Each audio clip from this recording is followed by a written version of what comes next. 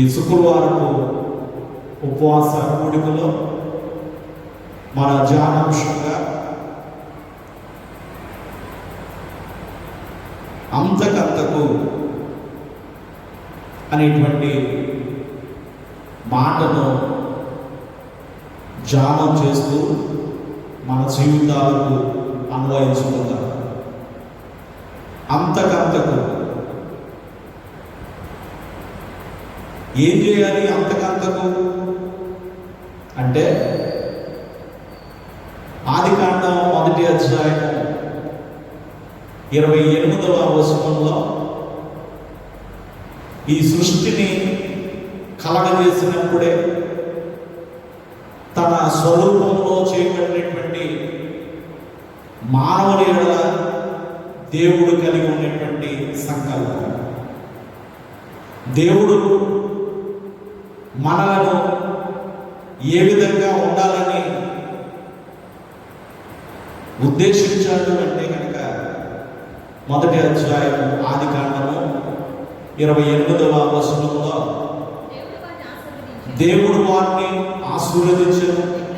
ఎట్లనగా మీరు ఫలించి అభివృద్ధి నొంది విస్తరించి భూమిని నిండించి దాన్ని లోపరుచుకొని ఈ సముద్రపు చేపలను ఆకాశ పక్షులను భూమి మీద ప్రాకు ప్రతి జీవిని ఏలుడని దేవుడు నరులతో చెప్పారు. ఇది ప్రారంభంలో దేవుడు నరులకు చెప్పినటువంటి మాట. ఈ వచనంలో ప్రతి అంశాన్ని మనము ఆలోచన చేస్తే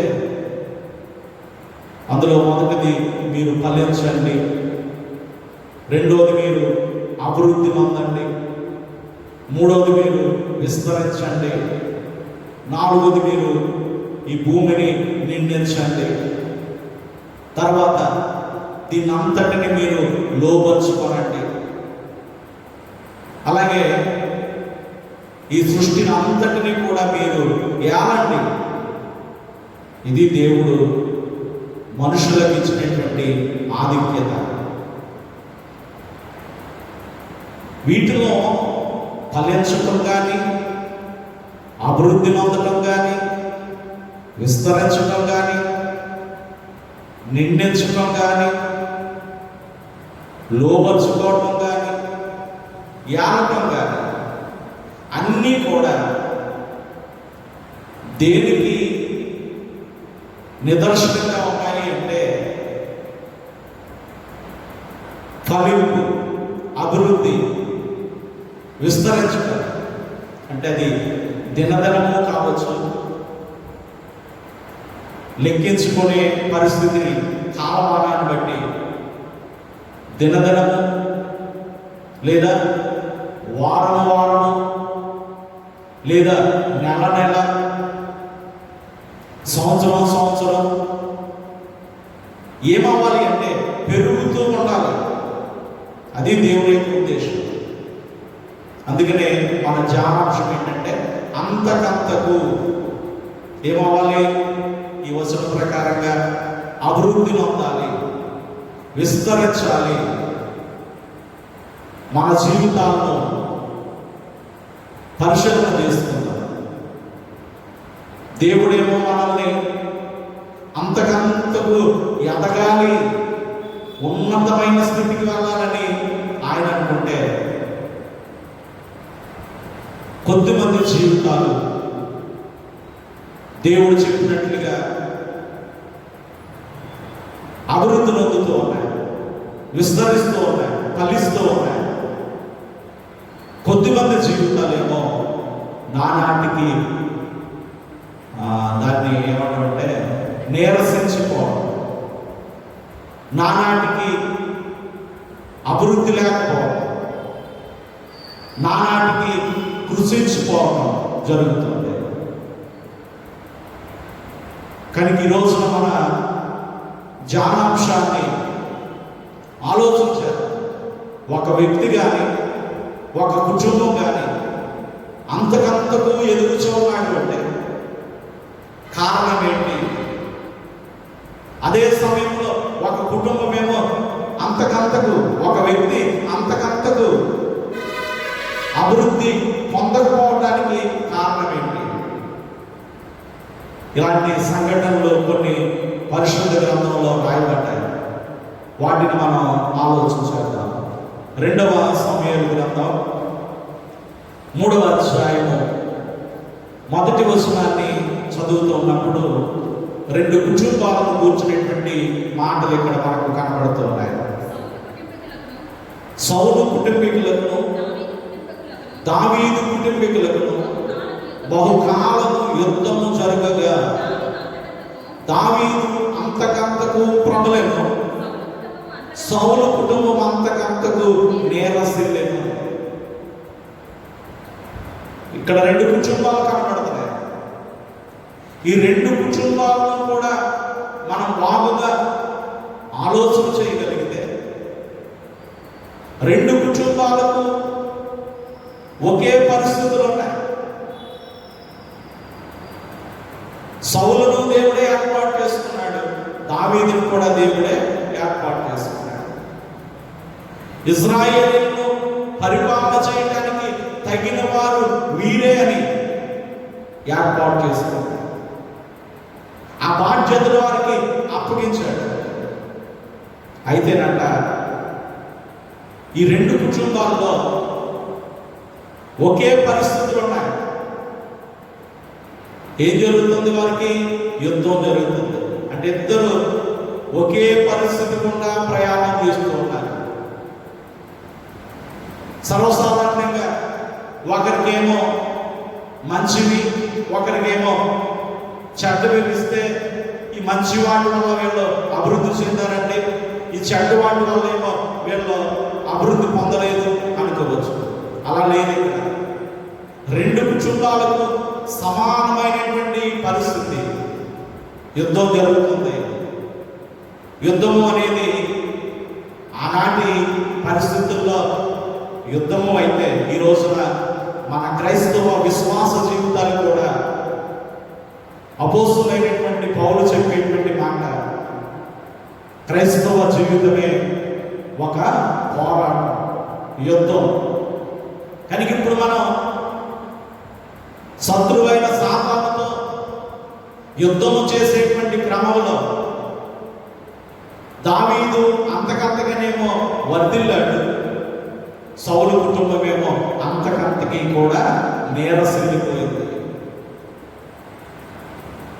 ఈ భాగాన్ని మన జీవితాలకు అన్వయించుకుని ఇప్పుడు మనం మన విశ్వాస పోరాటంలో ఎఫెసీ పత్రిక 6వ అధ్యాయంలో యుద్ధం ఎలాగ చేయాలి, ఎవరితో చేయాలి, యుద్ధానికి వెళ్ళేటువంటి పరిస్థితుల్లో మనం ధరించవలసిన ఇవన్నీ కూడా పౌలు గారు చాలా చక్కగా రాసిపెట్టారు.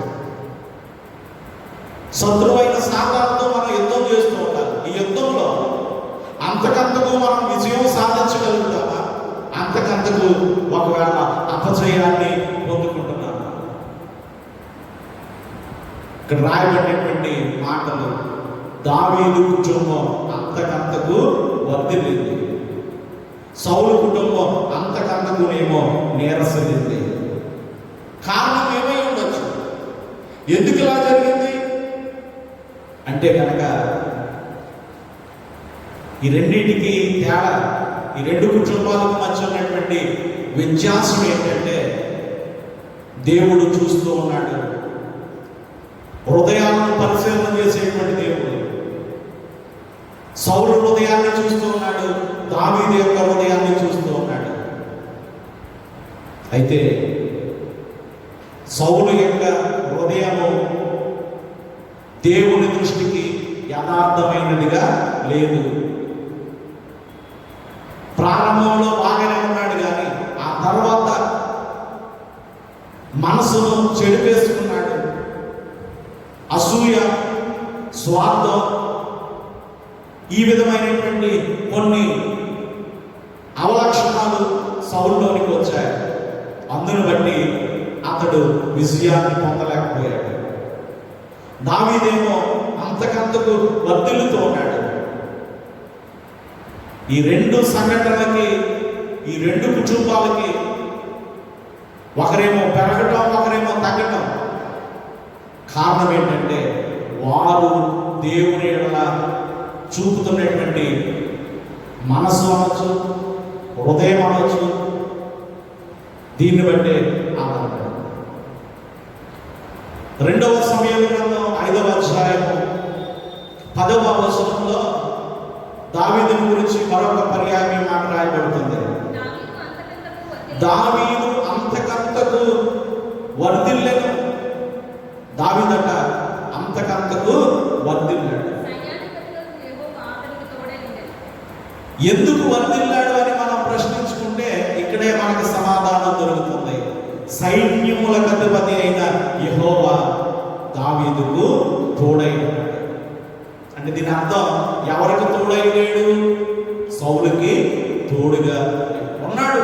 ఉన్నంతకాలం ఉన్నాడు, కానీ ఆ పరిస్థితిని చెడగొట్టుకున్నాడు సౌలు. కాబట్టి సమూయేలు ద్వారా దేవుడు సౌలుతో మాట్లాడినటువంటి మాట మనకు తెలుసు. నిన్ను ఆయన తృణీకరించాడు, మంచి వ్యక్తిని నీ స్థానంలో దేవుడు ఏర్పాటు చేసుకున్నాడు అని సౌలుతో చెప్పినటువంటి సమూయేలు మాటలు మనకు తెలుసు. దేవుడు తోడై ఉండడాన్ని బట్టంట దావీదు అంతకంతగా ఏమైపోతాడంటే వర్ధిల్లుచు ఉన్నాడు. 3వ అధ్యాయం 1వ వచనంలోనేమో ప్రబలెను, ప్రభులతో ఉన్నాడు, విస్తరిస్తూ ఉన్నాడు, అభివృద్ధి పొందుతూ ఉన్నాడు. ఇక్కడ రాయబడినటువంటి మాట వర్ధిల్లెను. కారణం ఏంటంటే దేవుడు అతనికి తోడైన కారణం. ఇక్కడ ఒక ప్రశ్న, దేవుడు ఎవరికి తోడై ఉంటాడు? అందరికీ తోడై ఉంటాడా? ప్రశ్నించుకుంటే దేవుడు ఎవరికి తోడై ఉంటాడు అంటే యథార్థ హృదయం కలిగిన వారికి, యథార్థమైన మనస్సుతో జీవనము సాగించాలి అని ఇష్టపడేవారు. 1 రాజుల గ్రంథం 3వ అధ్యాయము 6వ వచనాన్ని చదువుతున్నప్పుడు దావీదు వర్ధిల్లడానికి, ప్రబలడానికి గల కారణాన్ని మనం చూస్తే కనుక సొలొమోను ఇలాగూ మనవి చేసెను, నీ దాసుడను నా తండ్రి అయిన దావీదు నీ దృష్టికి అనుకూలంగా సత్యమును నీతిని అనుసరించి యథార్థమైన మనసు గలవాడే ప్రవర్తించు. దావీదు యొక్క ప్రవర్తన ఎలాగుందో ఇక్కడ రాయబడుతుంది. నీ దృష్టికి అనుకూలంగా సత్యమును నీతిని అనుసరించి యథార్థమైన మనస్సు గలవాడే ప్రవర్తించు. అందుకనే దేవుడు దావీదుకు తోడై ఉంటున్నాడు. తోడై ఉన్న కారణం చేత దావీదేమో అంతకంతకు వర్ధిల్లుతూ, అంతకంతకు ప్రబలుతూ ఉన్నాడు. కారణం యథార్థమైనటువంటి మనస్సు కలిగిన వాడుగా ఉన్నాడు. ఇలా మనం పూర్వీకుల యొక్క జీవితాలను చూస్తే అబ్రహాముకు దేవుడు తోడై ఉన్నాడు అని, ఇస్సాకులకు దేవుడు తోడై ఉన్నాడు అని, యాకోబులకు దేవుడు తోడై ఉన్నాడు అని, ఇలాగా కొన్ని మాటలు మనం చూడతాం. అలాగే అన్నలంతా చూసినటువంటి యవనుడైనటువంటి యోసేపు కూడా దేవుడు తోడై ఉన్నాడు. కారణం ఏంటంటే వీళ్ళంతా కూడా దేవుని దృష్టిలో యథార్థమైనటువంటి మనసు కలిగి ఉన్నారు. కాబట్టి దావీదు కుటుంబం వర్ధిల్లింది. రెండవ విషయాన్ని మనం చదివితే మరొక వ్యక్తి జీవితంలో జరిగినటువంటి సంఘటన ఎస్తేరు గ్రంథం 9వ అధ్యాయము 4వ వచనాన్ని చదువుకుందాం. ఎస్తేరు గ్రంథం 9వ అధ్యాయము 4వ వచనం. మొర్దుకై రాజు యొక్క నగరంలో గొప్పవాడు ఆయన. ఈ మొర్దుకై అనువాడు అంతకంతకు గొప్పవాడకుండా చేత అతని కీర్తి సంస్థానములన్నిటి యందు వ్యాపించెను. ఈ ఎస్తేరు గ్రంథం కూర్చునేటువంటి విషయాలు మనందరికీ తెలుసు. అయితే మొర్దుకై అనేటువంటి ఈ వ్యక్తి గొప్పవాడైనట. రెండవ మాట అతని గురించి రాయబడింది, అంతకంతకు గొప్పవాడైపోతున్నాడు. గొప్పవాడవడం కాదు, అంతకంతకు అంటే ఇంకా దినదినం అభివృద్ధి నొందుతూనే ఉన్నాడు, గొప్పవాడవుతూనే ఉన్నాడు. ఎందుకని అంటే కనుక మొర్దుకై యొక్క యథార్థమైనటువంటి జీవితమే. రాజు పనివారిలో కొంతమంది రాజును చంపాలనేటువంటి ఆలోచన చేశారు. అయితే వారితో కలవకుండా ఆ విషయాన్ని రాజుకు తెలియజేసినవాడు మొర్దుకై. అంత మాత్రమే కాదు, మరొక చక్కని మాట ఇతని జీవితంలో మనం చూస్తాం. ఎందుకు ఇంత గొప్పవాడయ్యాడు, అంతకంతకు గొప్పవాడయ్యాడు అంటే కనుక 3వ అధ్యాయము ఎస్తేరు గ్రంథం 3వ అధ్యాయము 4వ వచనాన్ని చదువుకుందాం. ఈ సందర్భం మనందరికీ తెలుసు.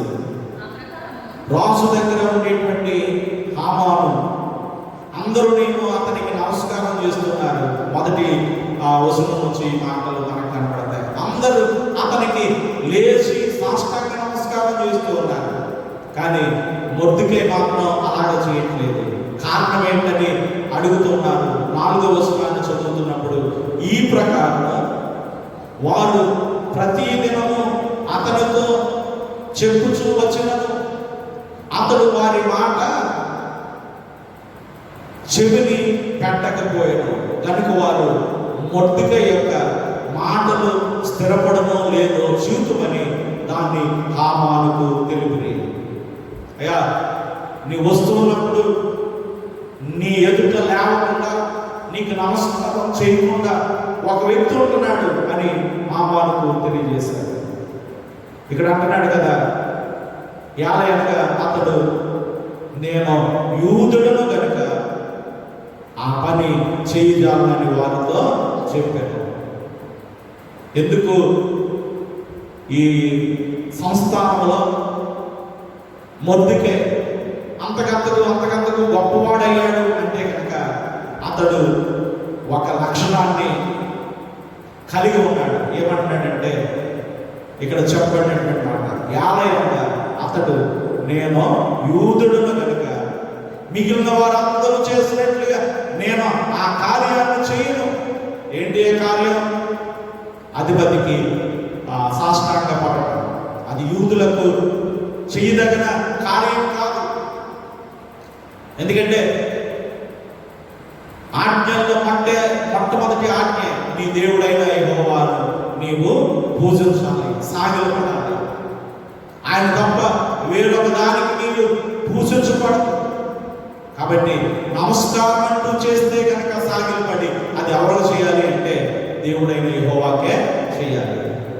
ఇక్కడ వీరు బలవంతం చేస్తున్నారు హామానుకు చేయమని.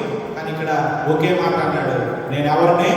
యూదుడను కనుక నేను ఆ పని చేయను. దీన్ని మన జీవితాలకు అన్వయించుకుంటే మనం కూడా చెప్పుకోవచ్చు. ఏమని? నేను క్రైస్తవుడను కనుక, నేను విశ్వాసిని కనుక మిగిలిన వారందరూ చేస్తున్నట్లుగా ఆ పని నేను చెయ్యను అని. మనం ఒక అన్యజనులు, అవిశ్వాసులు, దేవుణ్ణి ఎరగని బిడ్డలు ఏదన్నా చేస్తూ ఉంటే అందులో మనం కూడా పాలుభాగస్తులు కాకుండా అది చేయొచ్చో చేయకూడదో అనేటువంటి విషయ పరిజ్ఞానం కలిగిన వారుగా, జ్ఞానం కలిగిన వారుగా మనం ఉండి, ఇది యూదుడును కనుక నేను చెయ్యకూడదు అని చెప్పాడు. అలాగని దేవుడు అతన్ని విడిచిపెట్టాడు. దేవుడు కొరకు నిలబడ్డాడు కనుక అంతకంతకు ఉన్నతమైనటువంటి స్థితిలోనికి తీసుకుంది. ఈ ఎస్తేరు గ్రంథం మనందరికీ తెలుసు. హామాను మొత్తానికి అసలు యూదులే లేకుండా చేయాలనుకున్నాడు, కానీ అతని వల్ల అది కాలేదు. హామాను ఏదైతే తలంచాడో అది అయిపోతుంది అనుకున్నాడు, కానీ ఆశ్చర్యకరంగా దేవుడు మరొక కార్యాన్ని యూదుల పట్ల జరిగించాడు. అదే యూదులే రాజ్యంలో నిలబడ్డారు, మిగిలిన వారే నాశనము పొందినట్లుగా మనం చూస్తున్నాం. ఇక్కడ కూడా ఈ మొర్దెకైలో యథార్థమైనటువంటి జీవితం ఉంది. తాను యూదుడను, యూద జనాంగము ఏం చేయొచ్చో ఏం చేయకూడదో తెలిసిన వాడుగా ఉన్నాడు. సర్లే ప్రాణం మీదకి వచ్చింది కదా, ఏదో ఒకసారి నమస్కారం చేసేద్దాం అని అనుకోలేదు, రాజీ పడటం లేదు. అప్పుడప్పుడు అంటాం కదా, నో కాంప్రమైజ్ అని. ఇలాంటి సందర్భమే దానియేలు గ్రంథంలో కూడా మనం చూస్తున్నాం. షద్రక్, మేషక్, అబేద్నెగోలు కూడా రాజు నిలబెట్టినటువంటి ప్రతిమకు నమస్కారం చేయాలన్నప్పుడు వారు అదే అంటారు, మేము మా దేవుడైన యెహోవాకు తప్ప మరెవరికి కూడా మేము ఏం చేయమంటే నమస్కారము చేయము. వేస్తారా అగ్నిగుండంలో వేసుకోండి. వారి జీవితాల్లో కూడా మనం చూస్తాం, వారు కూడా ఆ సంస్థానంలో ఉన్నతమైనటువంటి స్థితికి వెళ్ళారు. అందుకనే పేతురు అంటాడు పేతురు పత్రికలో, ఒకడు క్రైస్తవుడైనందుకు దాన్ని బట్టి బాధ అనుభవించవలసి వస్తే అనుభవించండి. ఎందుకంటే యూదుడును కనుక నేను ఆ పని చేయించాలన్నాడు. అలాగే మన జీవితాల్లో నేను క్రైస్తవురాలను కనుక, విశ్వాసుని కనుక నేను ఈ పని చేయను అని నువ్వు చెప్పగలిగితే మొర్దెకైలాగా నీవు కూడా అంతకంతకు వర్ధిల్లుతావని ఈ సందర్భాన్ని బట్టి మనం గమనించవచ్చు. అలాంటిదే మరొక మాట యోబు తెలియజేస్తూ ఉన్నాడు. యోబు గ్రంథం 17వ అధ్యాయము, యోబు గ్రంథం 17వ అధ్యాయము 9వ వచనాన్ని చదువుకుందాం. అయితే నీతిమంతులు తమ మార్గములను విడువక ప్రవర్తించుదురు, నిరపరాధులు అంతకంతకు బలము నొందుదురు. మూడవ విషయం, ఒకటేమో దావీదు హృదయము యథార్థంగా ఉండటాన్ని బట్టి దావీదు కుటుంబం ఉన్నత స్థితికి వెళ్ళింది. మొర్దెకై యథార్థమైన మనసు కలిగి యూదుడైనందుకు ఎలాగ ప్రవర్తించాలో తెలిసి ఉండటం చేత ఆ సంస్థానంలో గొప్పవాడయ్యాడు. మూడవది యోబు చెబుతున్నటువంటి మాట, నిరపరాధులు అంతకంతకు బలము పొందుతారు. దీన్ని ఆపోజిట్ వాడు మనం చూస్తే కనుక నిరపరాధులు బలం పొందితే అంతకంతకు, అపరాధులు అంతకంతకు ఏమవుతారంటే బలహీనం అవుతారు. నిరపరాధులేమో అంతకంతకి బలం పొందుతారు, అపరాధులైన వారేమో అంతకంతకు కూడా నీరసిల్లిపోతారు, బలం తగ్గిపోతుంది. ఆలోచించేద్దాం. ఈరోజు మనం అంతకంతకు బలాన్ని పొందుకుంటున్నామా, అంతకంతకు బలహీనం అవుతున్నామా? ఎందుకంటే మనం చదువుకునేటువంటి కీర్తనలో మనకు బలమిచ్చువాడు ఆయనే, మనకు బలమై ఉన్నటువంటి దేవుడు, బలమిచ్చేటువంటి దేవుడు అంతకంతకు బలాన్ని ఇస్తాడు నీకు. ఎప్పుడు దీని వెనకాల కూడా యథార్థతే కారణం. దావీదు మనసు యథార్థంగా ఉండటాన్ని బట్టి వర్ధిల్లాడు, మొర్దెకై యథార్థంగా ప్రవర్తించడాన్ని బట్టి గొప్పవాడయ్యాడు.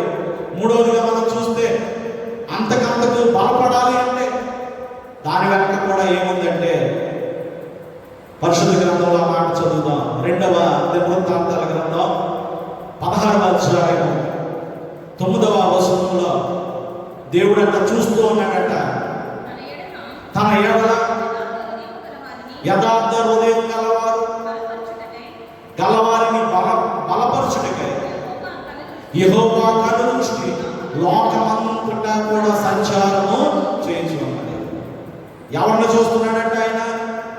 ఎవరైతే యథార్థత కలిగి ఉన్నారో, యథార్థ హృదయం కలిగి ఉన్నారో ఏం చేయడానికి అక్కడ రాయబడింది. వారిని అంటే ఆయన ఏం చేస్తాడు? బలపరచడానికి. కాబట్టి ఇక్కడ అంతకంతకు బలం పొందుతున్నారు అంటే యథార్థ హృదయం కలిగి ఉంటే. వయసు తరిగిపోవచ్చు. ఎందుకంటే ఈ రోజున చాలా మంది చెప్పేటువంటి మాట, ఆ వయసు పెరుగుతుంది కాబట్టి అండి ఆటోమేటిక్గా ఏమైపోద్ది, బలము తగ్గిపోద్దండి. వయసు పెరుగుతుంది కాబట్టి ఎప్పటిలాగా బలం ఉంటుంది ఏంటండి అంటారు. కానీ మన ఊహ కరెక్ట్ కాదు. వాక్యం చెబుతుంది, వాక్యంలో రాయబడినటువంటి మాట అంతకంతకు ఏం పొందుతారు, బలం పొందుతారు. వయసు పెరిగిపోయినా, ఇంకొక అడుగు ముందుకేసి ముసలి వారు అయిపోయినా కూడా. ఎందుకంటే పరిశుద్ధ గ్రంథంలో అలాంటి సంఘటనలు ఉన్నాయి. ఒకసారి మనం చదవగలిగితే మోసే జీవితంలో మనం ఈ మాటలు చదువుతాం. ద్వితీయోపదేశకాండం చివరి అధ్యాయం 7వ వచనంలో మోసే చనిపోయే సమయానికి అతనికి ఉన్నటువంటి పరిస్థితి మనం చూస్తే గనక, అతనికి చనిపోయినప్పుడు మోసే 120 సంవత్సరాల వయసు ఈడు కలిగిన వాడిగా ఉన్నాడు.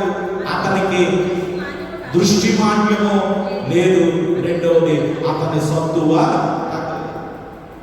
120 సంవత్సరాలు గతించిపోయిన 120 సంవత్సరాలకి కూడా మోషేలో సత్తువ అనగా శక్తి, బలము ఏమవలేదంట, తగ్గలేదు. ఇలాంటి సంఘటనే కాలేబు విషయంలో కూడా మనం చూస్తూ ఉంటాం. కాలేబు అంటున్నాడు కదా యెహోషువ దగ్గరికి వచ్చి, అయ్యా యవ్వన ప్రాయంలో నేను వేగు చూడటానికి వెళ్ళినప్పుడు నాకు ఎంత బలం ఉందో, ఇప్పుడు నాకు ఇంచుమించు 80 సంవత్సరాలు అయినా వేగు చూడటానికి వెళ్ళినప్పుడు నేను ఎంత బలం కలిగి ఉన్నానో ఇప్పుడు కూడా అంతే బలం కలిగి ఉన్నాను అని చెప్పడం. అలాగే కీర్తనాకారుడు కూడా ఈ మాట చెబుతూ ఉంటాడు. మనందరికీ తెలుసు 92వ సంకీర్తన 15వ వచనంలో, కీర్తన గ్రంథం 92వ సంకీర్తన 15వ వచనంలో అంటున్నాడు, వారు ముసలతనమందు ఇంకా చిగురిస్తూ సారము కలిగి పచ్చగా ఉంటారు. ఎప్పుడంట, ముసలతనమందు. ఒకవేళ లోక పరిస్థితులను బట్టి వయసు అయిపోతుందేమో, వృద్ధాప్యం వచ్చేస్తుందేమో, నువ్వు యథార్థత చూపించగలిగితే దేవుడు నిన్ను అంతకంతకు కూడా ఏం చేస్తాడంటే బలపరుస్తాడు. ఇదే కీర్తనకారుడు ఇంకో చోట అన్నాడు, 84వ సంకీర్తన 7వ వచనంలో, వారు నానాటికి బలాభివృద్ధి నుండి యాత్ర చేస్తారు, నానాటికి బలం నుండి. మనందరికీ తెలుసు, యెహోవా కొరకు ఎదురు చూసి వారు నూతన బలాన్ని పొందుతారు. పక్షిరాజు యవ్వనం క్రొత్త తగుచున్నట్లుగా ఆయన నీ యవ్వనాన్ని కూడా క్రొత్తదిగా చేస్తాడు, అంటే బలపరుస్తాడు. అంతకంతకు నువ్వేమవ్వాలి అంటే బలపరచబడాలి. బలపరచబడాలి అంటే ఆయన యథార్థ హృదయం గల వారిని బలపరచడానికి చూస్తున్నాడు. నీ హృదయం కనబడితే నిన్ను బలపరుస్తాడు. నీ వయసు ఎంతైనా కావచ్చు, అంతకంతకు బలపరచబడతాడు. చివరిగా మరొక మాట జ్ఞాపకం చేసుకున్నాం. సామెతల గ్రంథం 4వ అధ్యాయం 18వ వచనాన్ని చదువుకుందాం. సామెతల గ్రంథం 4వ అధ్యాయము 18వ వచనంలో, పట్ట పగలగు వరకు ఏకువ వెలుగు తేజరిల్లినట్లు నీతిమంతుల మార్గము అంతకంతకు కూడా తేజరిల్లును. నీతిమంతుల మార్గము అంతకంతకు తేజరిల్లును. ఈ సామెతల గ్రంథంలోనే మనం చూస్తూ ఉంటాం, భక్తిహీనుల మార్గము గాఢాంధకారము అని. అంటే గాఢాంధకారం అంటే ఏమి కనబడదు, చీకటి. కానీ ఇక్కడేమంటున్నాడంటే నీతిమంతుల మార్గము అంతకంతకు కూడా ఏమవుతుందంటే తేజరిల్లుతుంది. అంటే వెలుగు కొంచెం ప్రారంభమైంది. ఎందుకంటే మనం ఈ దృశ్యాన్ని చూస్తూ ఉంటాం. ఉదయం సూర్యుడు వచ్చేటప్పుడు కొంచెంగా వచ్చి మధ్యాహ్నానికి ఎక్కువయ్యి, ఇలాగ ఏ విధంగా ఆ ప్రారంభంలో చిన్నగా ఉన్న అది దగ్గరికి వచ్చే కొద్ది తన ప్రభావాన్ని చూపిస్తుందో, అలాగే నీతిమంతుల మార్గం అంట వెలుగు తేజరిల్లుకుంటూ వెళ్ళిపోతుంది. అదే భక్తిహీనుల మార్గం అయితే గాఢంధకారమై వారు దేని మీద పడుచున్నది వారికి తెలియదు. కారణం ఏంటంటే చీకటి కనుక. కీర్తనకాడు అంటారు, గాఢంధకారపు లోయలో నేను సంచరించను, ఎందుకంటే దేవుడు నాకు తోడై ఉన్నాడు. చీకటిలోనికే వెళ్ళాలి కానీ నేను దేనికి కూడా భయపడను. కారణం ఏంటంటే ఆ నీతిమంతుల మార్గాన్ని ఆయన ఎలా చేస్తాడంటే అంతకంతకు కూడా తేజుడిల్లేలాగా చేస్తాడు. మన మార్గాలు కూడా వెలుగుమయంగా తేజుడెళ్ళాలి అంతకంతకి మనం. ఎందుకంటే యేసు ప్రభు కూడా మనల్ని లోకానికి ఏమై ఉండాలి అని చెప్పాడంటే మీరు లోకమునకు వెలుగై ఉండాలి. మన జీవితం అంతకంతకు ప్రజ్వరిల్లాలి. అలాంటి అనుభవం కూడా దేనివల్ల వస్తుందంటే కీర్తన గ్రంథం 112వ సంకీర్తన 4వ వచనంలో దీని వెనక కూడా ఏముంది అంటే కనుక ఎవరి మార్గం తేజరిల్లుతుంది అని ఆలోచన చేస్తే యథార్థవంతులకు చీకటిలో వెలుగు పుట్టును.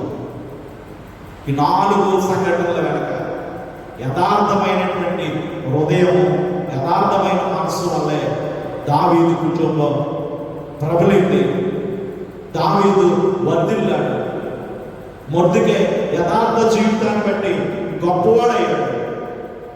యోబు చెబుతున్నట్లుగా యథార్థ హృదయం కలిగిన వారిని దేవుడు బలపరచడానికి చూస్తున్నాడు. అంతకంతకి బలాన్ని పొందుతారు. 4వదిగా నీతిమంతుల మార్గం అంతకంతకు కూడా తేజు వెలుగుతుంది, అంటే వెలుగుమయంగా ఉంటుంది. ఒకవేళ చీకటిలోనికి వెళ్ళిన ప్రారంభంలో చీకటి ఉన్నా ఆ చీకటిని దేవుడు ఎలా మార్చేస్తాడంటే వెలుగుమయంగా మార్చేస్తాడు. అంతకంతకు కూడా వెలుగుమయం అయిపోతాయి. కారణం ఏంటంటే యథార్థవంతుల మార్గాన్ని ఆయన ఎలా మారుస్తున్నాడంటే వెలుగుగా మారుస్తున్నాడు.